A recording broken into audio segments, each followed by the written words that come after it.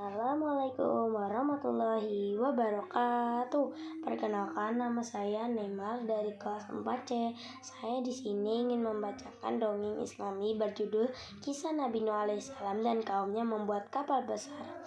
Nabi Nuh alaihissalam merupakan nabi yang melakukan dakwah selama 500 tahun dan meninggal di usia 950 tahun.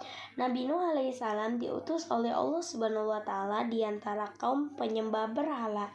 Mereka yakin bahwa penyembah berhala dapat membawa kebaikan dan menolak bala.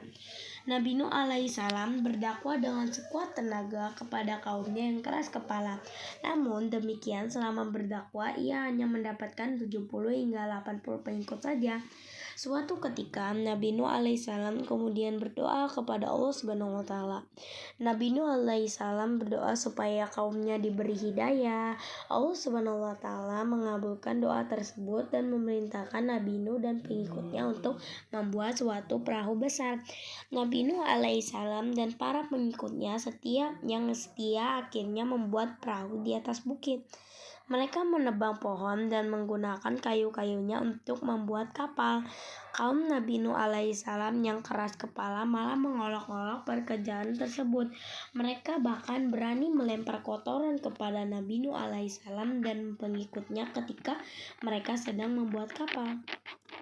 Setelah perahu Nabi Nuh alaihissalam selesai, beliau kemudian mengajak seluruh kaumnya untuk masuk ke dalam perahu.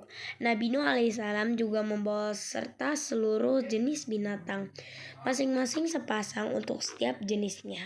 Selain itu, Nabi Nuh alaihissalam juga membawa benih-benih tumbuh-tumbuhan.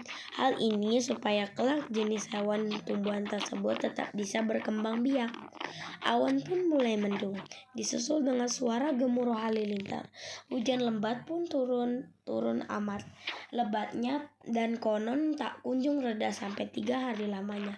Hingga akhirnya terjadilah banjir bandang. Kapal Nabi Nuh alaihissalam mulai terangkat karena air mulai membanjiri daratan.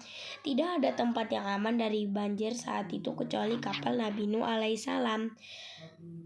Hujan turun selama 40 hari 40 malam. Setelah itu hujan perlahan-lahan mulai reda dan air perlahan mulai surut.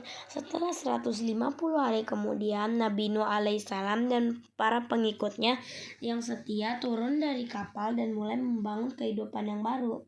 Mereka hidup dalam nuansa ketaatan dan kesejahteraan dalam naungan Allah Subhanahu wa taala. Keturunan Nabi Nuh alaihissalam pun semakin banyak dan menyebar kepada seluruh pelosok bumi.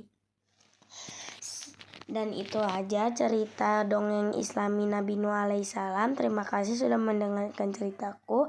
Assalamualaikum warahmatullahi wabarakatuh.